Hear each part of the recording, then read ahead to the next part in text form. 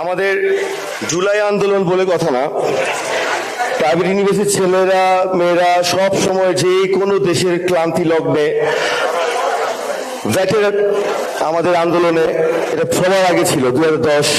এটা আমরা অনেকে ভুলে গেছি, আমরা প্রাইভেট ইউনিভার্সিটি কোনোদিন ক্রেডিট নিতে চায় না বলে হয়তো হয় নাই। আপনার 2018 সালেও কোটা আন্দোলনে, এবং এছাড়া প্রাইভেট ইউনিভার্সিটির যতগুলো ক্লাব আছে, যত কিছু আছে, ওখানে অনেক ধরনের প্রোগ্রামের মাধ্যমে অনেক কিছু করা হয়।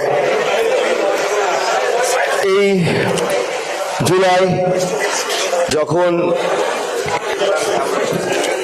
দেশের অলমোস্ট আন্দোলন বন্ধর একদম শেষ জায়গায় ঢাকা ইউনিভার্সিটি শাটডাউন করে দেওয়া হয় 18 জুলাই, হঠাৎ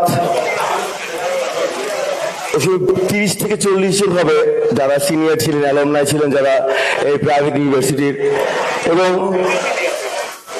আমি নিজে দেখেছি এবং আমার কাছে ভিডিও আছে, ভাটারা থানা ছাত্রদল যুবদলের 12 থেকে 15 জন যারা সম্মুখ সারিতে দুটা গ্রুপকে অ্যাড করতে সাহায্য জুগিয়েছেন।